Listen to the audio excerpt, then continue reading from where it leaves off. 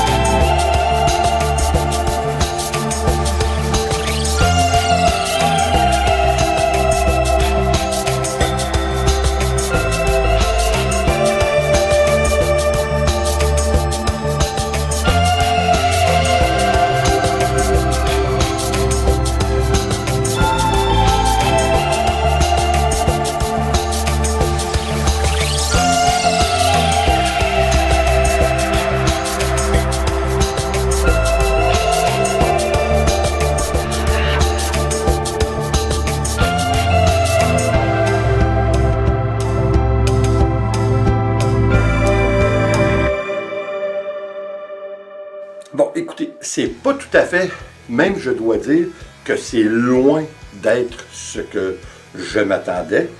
C'est-à-dire que là, on n'est pas vraiment près d'une fleur, on est très loin. Puis écoutez, je vous explique le pourquoi, puis il n'est pas compliqué, vous devez déjà vous en douter un petit peu. J'ai mis trop de noir, imaginez-vous donc. Comme à mon habitude, comme toujours, je mets beaucoup de trop noir. Mais vous savez, c'est très intéressant cette technique. Je vais la reproduire. Ce qui est intéressant aussi de la façon dont nous l'avons fait, clairement, ça ne ressemble pas tellement à une fleur, mais c'est un très beau négatif space. C'est une façon de faire que j'ai fait avec Nicole qui nous donne un rendu, comment je dirais, plus puriste un petit peu. Parce que lorsque vous tentez de relever vous-même, vous allez créer des différences, dans le rendu, c'est clair, hein, parce que toujours les coins qui relèvent, puis alors on fait quelque chose d'un peu différent qui va jouer un petit peu sur le rendu. Alors de cette façon, si vous avez quelqu'un pour vous aider, je crois que c'est très bien. Pourquoi moi, ça l'a agi que c'est pas comme une fleur et plutôt comme une explosion, ce qui est très bien aussi, c'est juste par le fait, comme je vous disais, que j'ai mis beaucoup de trous noirs, encore une fois. Imaginez-vous que j'ai manqué, s'il m'aurait resté un petit peu de note de fait, je l'aurais ajouté. Bon. 2. Personnellement, c'est encore une fois, c'est une question de goût. J'ai mélangé mes couleurs simplement avec de l'eau. Je ne voulais pas de cellules.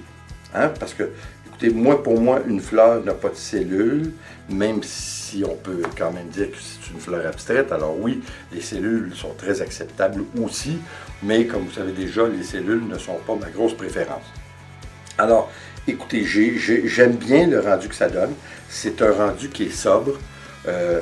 C'est un rendu, encore une fois, c'est rare qu'on se trompe quand on fait un négative space. Je trouve que c'est toujours intéressant parce que votre travail est très ciblé au centre et ça vous permet de le voir plus. Ça ressort plus le travail, je trouve. Alors, écoutez, encore une fois, c'est une question de goût. On peut l'essayer. C'est clair que je vais l'essayer encore de façon différente. Et puis, je vais tenter, je vais mettre tout mon effort possible de mettre beaucoup moins d'acrylique. Ça, c'est pas fait, mais on verra. Hein? Alors, si vous avez quelqu'un pour vous aider, essayez de l'enlever directement. C'est intéressant aussi. Et puis, ça fait un travail qui reste peu à son état pur, si on veut. Alors, c'est intéressant d'essayer toutes sortes de choses, mais c'est parce que je voyais dans le passé. Pourquoi je vous dis ça? C'est parce que je voyais dans le passé des gens qui essaient de reproduire des fleurs qui sont quand même assez rondes. D'un, il ne faut pas que dans votre couche de fond, qu'elle soit trop épaisse, hein, clairement. Et puis, il faut l'enlever directement. Parce que lorsque l'on enlève coin par coin, ça défait la fluidité de votre cercle, si vous voulez, de votre contour. Alors, écoutez, je trouve ça très intéressant.